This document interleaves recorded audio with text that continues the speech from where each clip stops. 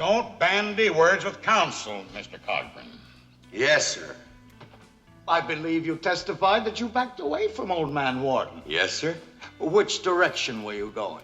Backward. I always go backward when I'm backing away.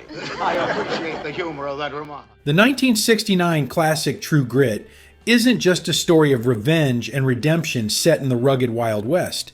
It's also the backdrop for some of the most contentious and colorful behind-the-scenes moments in Hollywood history. This film brought together legendary actors like John Wayne and Robert Duvall, but their clashing personalities nearly derailed the production.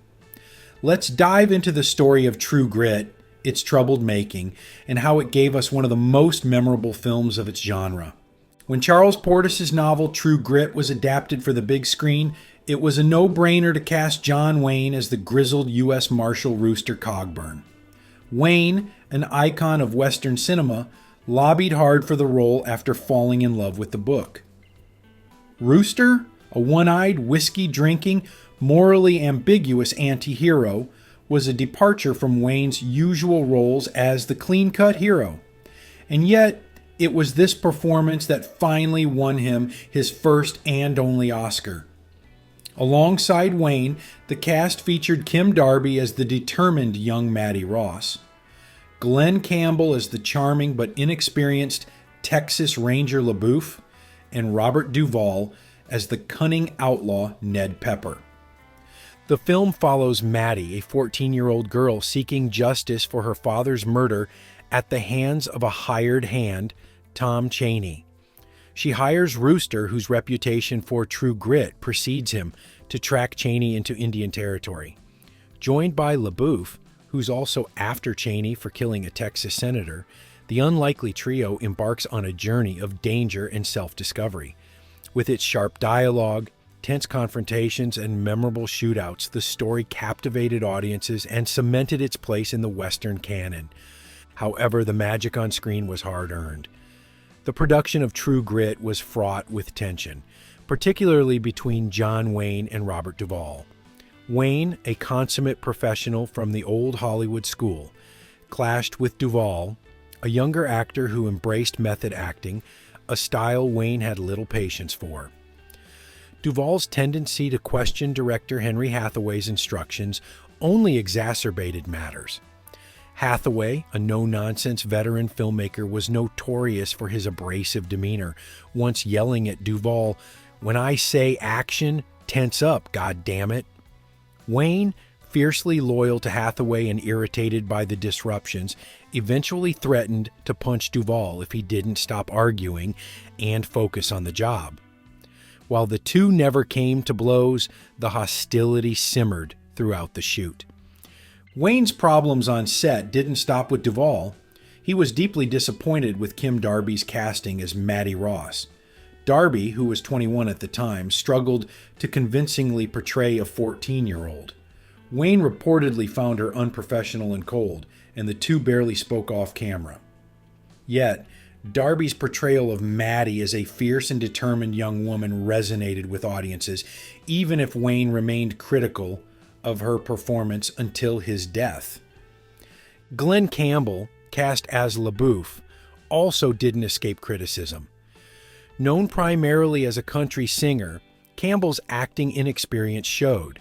Hathaway and Wayne both dismissed his performance as wooden, and Hathaway later admitted he cast Campbell primarily to ensure the film's theme song, sung by Campbell, would boost its commercial appeal. Despite the critiques, Campbell's natural charm added a light-hearted touch to the otherwise gritty narrative. The film wasn't just plagued by interpersonal conflicts, it also had its share of logistical challenges. Although the story is set in the rugged Ozarks of Arkansas and Oklahoma, most of the film was shot in Colorado and California.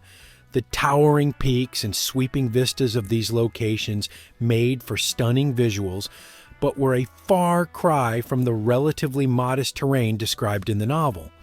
The shoot stretched into the cold months and actors braved tough conditions, particularly for scenes set in the snowy wilderness.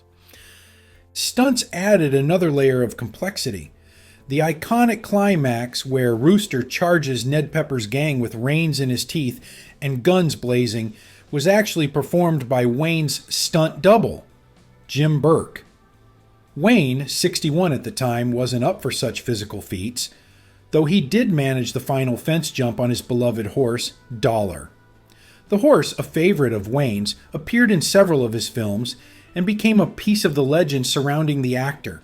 Casting the role of Maddie Ross proved especially tricky. Mia Farrow was initially offered the part but turned it down after being warned by Robert Mitchum about Hathaway's infamous temperament. Farrow later admitted this was one of her biggest professional regrets. Other actresses, including Sandra Locke, Tuesday Weld, and Sally Field, were considered before the role ultimately went to Darby. Similarly, Elvis Presley was the top choice for LaBeouf, but his manager, Colonel Tom Parker, demanded equal billing with Wayne, an absurd condition that led to the part going to Campbell instead. Despite its many challenges, True Grit triumphed at the box office and won critical acclaim. Wayne's Oscar win was seen by many as a Lifetime Achievement Award, recognizing his decades of contributions to cinema. Yet, Wayne himself was critical of the film. He publicly stated that he considered True Grit inferior to some of his earlier works, such as Stagecoach. In fact, at the Oscars, he told Richard Burton, who was also nominated for Best Actor that year, that Burton should have won instead for Anne of the Thousand Days. The winner is John Wayne in True Grit. Wow! If I'd have known that, I'd have put that patch on 35 years earlier. For all its drama behind the scenes, True Grit remains a beloved Western, celebrated for its humor, action, and character dynamics. It inspired a sequel, Rooster Cogburn, in 1975 and a critically acclaimed remake by the Coen brothers in 2010. But it's the 1969 original, with its mix of old Hollywood gravitas and raw Western grit, that continues to hold a special place in fans' hearts. And while Wayne and Duvall may have come close to a fistfight, their performances proved essential to the film's enduring success. Now it's time to hear from you. What's your favorite moment from True Grit, on or off the screen? And do you think John Wayne deserved his Oscar for playing Rooster Cogburn? Let us know in the comments below.